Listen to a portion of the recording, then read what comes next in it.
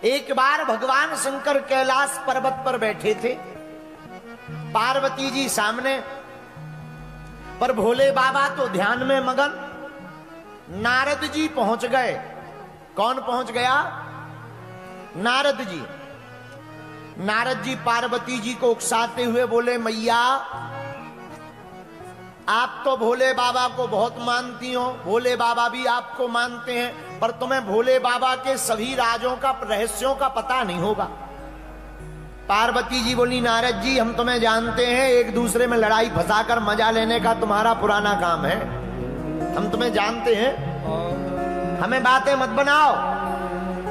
नारद जी बोले, मैया हम बातें ना बना रहे, सच सच बतावे, भोले बाबा जो गले में मुंडों की माला पहनते हैं, तुम्हें पता है वो किसकी है? पार्वती जी बोली, हमें पता नहीं है। नारद जी बोले, तुम्हें तो फिर ये भी पता नहीं होगा कि भस्म किसकी रमाए? पार्वती जी बोली, ये भी हमें पता नहीं है। तो नारद जी बोले, महाराज मैया फिर तो एक और बात तुम्हें पता नहीं होगी। बोले क्या? बोले इनकी पहले भी एक शादी हो चुकी है। पार्वती जी बोले, हाँ। नारद जी बोले, तो? पार्वती जी बोले, बताओ वो कहां रहती हमारी सौतन? नारद जी बोले, अब हमें उसका ठिकाना तो पता नहीं है, भोले ही बाबा से पूछो, अपन तो जय चले श्रीमन नारायण नारायण। नारद जी चले गए। अब तो पार्वती जी के दिमाग में वही बात घूमे, और कोई भी भाई धर्म पत्नी कोई भी हो, सौतन की बात आ जाए आग लग जाती है। बोलो सीताराम, जोर से बोलो, चाहे कोई मजाक में भी कह दे आग लग जावे। बोलो जय हनुमान जी की। पार्वती जी बैठी कि अब जागने दो भोले बाबा को, अभी मजा लेते हैं। अब भोले बाबा जागे समाधि से, राम राम राम राम राम सीताराम सीताराम सीताराम। पार्वती जी बोली, हमारी सौतन से करो सीताराम, हमसे मत करो।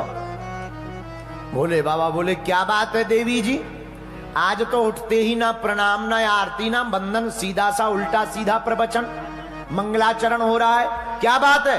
पार्वती जी बोली, हमें बात ही नहीं करनी, जब तुम पहले ही शादी कर चुके तो हमें बताया क्यों नहीं आता? भोले बाबा ने कहा, ये कौन सी खाज फंस गई? भोले बाबा बोले, देवी जी एक बात बताओ, नारद जी तो नहीं आए थे? पार्वती जी धीरे से हिला के बोली, हाँ वो आए तो थे। शंकर जी बोले, तब तो कुशल है, बातों से काम चल रहा, ये जहां भी जाते हैं सीधा लट्ठी उठवा देते हैं। बोलो जय हनुमान जी की। क्या हो गया, आप क्यों नाराज बैठी हो? पार्वती जी बोली, महाराज हमने सुना आपकी पहले शादी हो चुकी। भोले बाबा बोले, सही बात है। पार्वती जी बोली, महाराज अब बात तो बाद में होगी, पहले ये बताओ ये मुंड किसके हैं, ये जो मुंडों की माला है ये किसकी खोपड़ियां हैं? शंकर जी बोले, बताएंगे। और कोई प्रश्न? हाँ महाराज, ये जो भस्म है ये किसकी है? अब भगवान शंकर ने पार्वती जी को बैठाया सामने। बैठो देवी जी, आपने सही सुना, हमारा पहले भी विवाह हो चुका। किसके साथ महाराज? मुस्कुराते हुए त्रिभुवनपति भूत भावन महादेव बोले, देवी हमारा विवाह किसी और के साथ नहीं, तुम्हारे ही साथ हुआ। पूर्व जन्म में तुम सती थी, इस जन्म में तुम पार्वती बन गई हो। अच्छा महाराज, महाराज ये मुंडों की माला किसकी है? भोले बाबा बोले, ये भी तुम्हारी है। हमारी महाराज? हाँ, जितने मुंड हैं इतनी बार तुम जन्म ले चुकी, शरीर त्याग चुकी, और हम तुमसे इतना प्रेम करते कि जब भी तुम शरीर त्यागती हो तुम्हारे मुंडों की माला बनाकर हम अपने हृदय के पास सदा रखते हैं। पार्वती जी बोली, महाराज रुकियो रुकियो रुकियो रुकियो रुकियो, केवल हम ही भर गए, आप एक भी बार गायब नहीं भये? क्या हम ही भर गए, आप एक भी बार नहीं गए? भोले बाबा बोले, देवी जी हमने अमर कथा को सुन रखा है, और जो अमर कथा को सुन लेता है वो फिर अमर हो जाता, मरता नहीं है। पार्वती जी बोली, महाराज वो जो भी कथा जड़ी बूटी हो हमें और खिवाए दो, कौन लफड़ों में पड़े बार बार, कम से कम अगली बार ये शक तो पैदा नहीं होगा। बोलो जय बजरंगबली। अच्छा, पर तीसरी बात नहीं बताई महाराज। ये भस्म किसकी है? बोले बाबा बोले दो लोगों की। कौन कौन की? एक बोले जब तुम शरीर त्यागती हो तो हम तुमसे इतना प्रेम करते कि तुम्हारी देह जब भस्मीभूत हो जाती तब उसी भस्म में हम लौटने लगते हैं। और दूसरा, राम भक्तों की भस्म हम अपने तन पर लगाते हैं।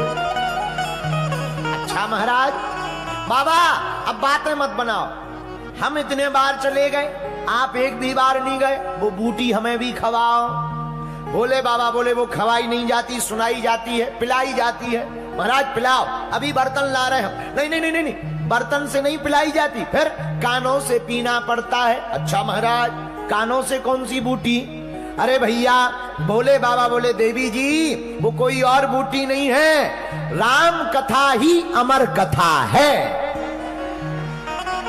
कृष्ण कथा ही अमर कथा है। जो भी इस कथा को भाव पूर्वक सुनेगा, सिद्धांत पूर्वक सुनेगा, भैया वह मौत से परे हो जाएगा। मौत उसका बाल बांका नहीं करेगी, वह उसका तन जरूर मर जाएगा पर आत्मा को कोई नहीं मार सकता है।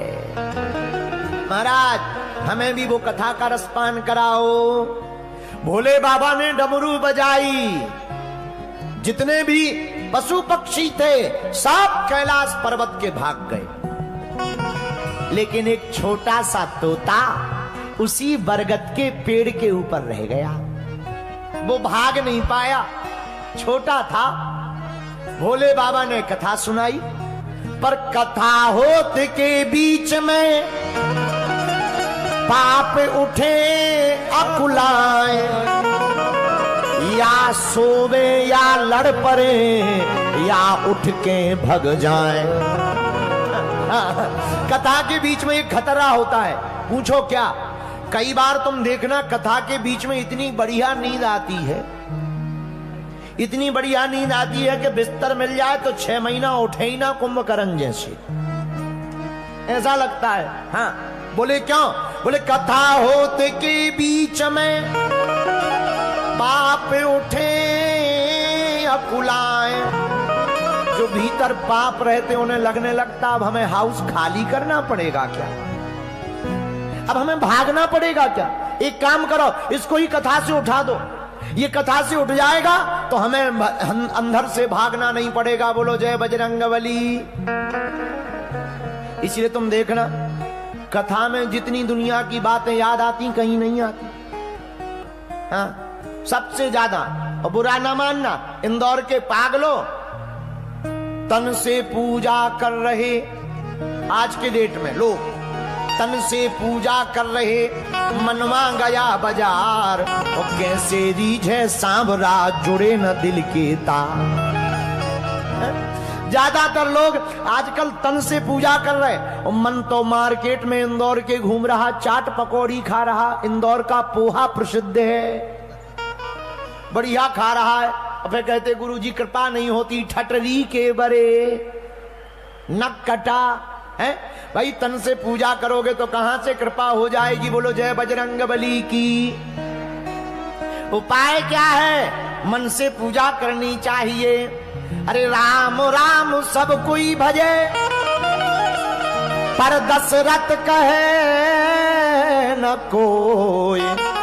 और जो एक बार दशरथ कहे कोटि यज्ञ फल। अच्छा ये दशरथ क्या है? दशरथ, दशरथ, ये दशरथ क्या है? दशरथ कोई आदमी नहीं है, 10 रथ हैं और 10 रथों के ऊपर बैठा है मन, जो अपनी 10 इंद्रियों के ऊपर रूपी मन से बोलता है राम राम। उसी को एक बार के राम कहने में ही करोड़ यज्ञ समान फल प्राप्त हो जाता है। बोलो सीताराम। अरे जोर से बोलो, थोड़ा और जोर से बोलो। भोले बाबा ने भैया अमर कथा सुनाई।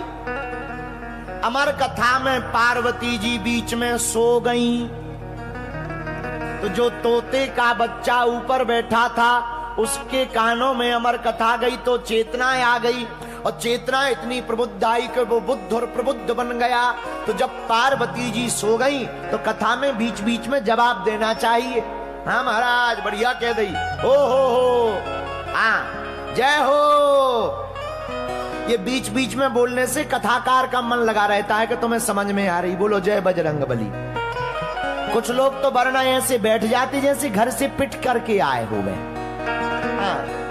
हाँ, घर से पिट करके आए हो अपनी, बिल्कुल यहाँ पर बिल्कुल आराम करने आए। एक आदमी हमें मिला, हमका एक बात बताओ, तुम कथा में क्यों इतनी ज्यादा क्यों कथा में जाते हो? बोले घर में 3 घंटा कम से कम बच तो जाते। हमका मतलब है, बोले घर में रहो सो पत्नी की बातें सुननी पड़ती, कम से कम पत्नी से तुम ठीक हो गुरुजी। बताइए, बाद में पता लगा वो भी मूसा खेड़ी का था। बोलो सीताराम सीताराम। तो भोले बाबा ने कथा सुनाई। वह सुख यानी तो तोता बीच बीच में जवाब देने लगा।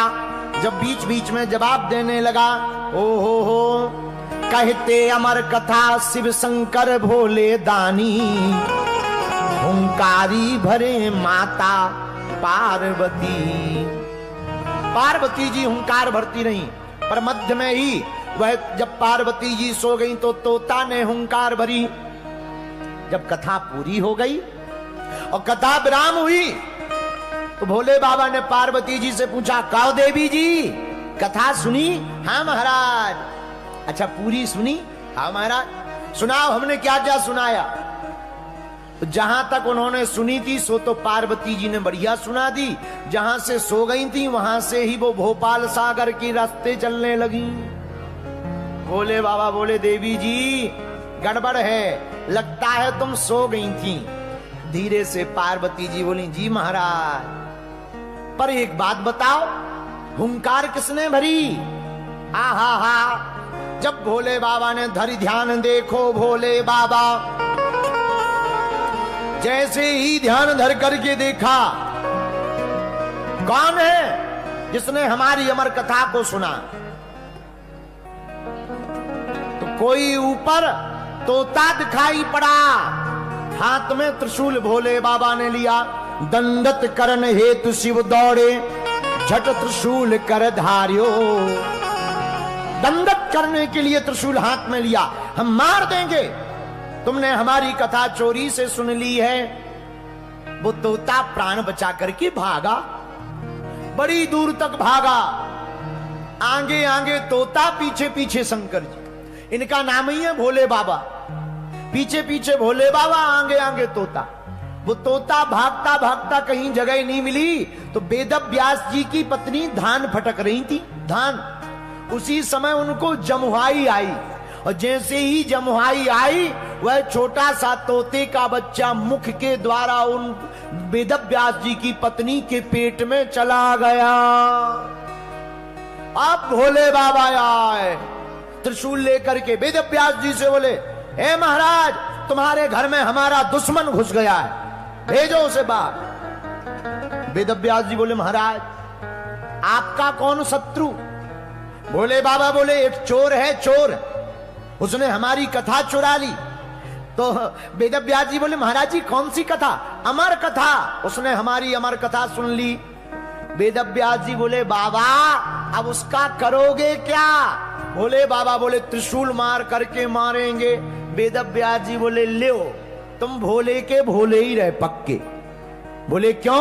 बोले जब उसने अमर कथा सुन ली तो अमर कथा का फल क्या है? वो कभी मरेगा नहीं। जब मरेगा नहीं तो तुम्हारे त्रिशूल से कैसे मर जाएगा? तब भोले बाबा को याद आया, अरे राम राम राम राम राम राम राम राम, अब तो भैया हम जे चले। भोले बाबा चले गए। 12 वर्ष तक रहे माता जी की कोख में। 12 वर्ष बाद वेद व्यास जी ने कहा, भैया जो भी हो सो बाहर आ जाओ। तो भीतर से आवाज आई, पिताजी हम बाहर आएंगे, तुम हमें लफड़े में फंसा दोगे, शादी करवा दोगे, गृहस्थ में पढ़वा दोगे, हमें प्रपंच में पढ़ना नहीं। वेद व्यास जी बोले, चिंता मत करो, हमको मोह नहीं सताएगा, तुम बाहर आओ। बोलो जय बजरंगबली। अब 12 वर्ष बाद जब वेदव्यास जी की धर्म पत्नी के कोख से वह प्रकट भय तो कोई और नहीं, भागवत की महिमा को जन जन तक पहुंचाने वाले परमहंस श्री सुखदेव जी महाराज प्रकट हो गए हैं।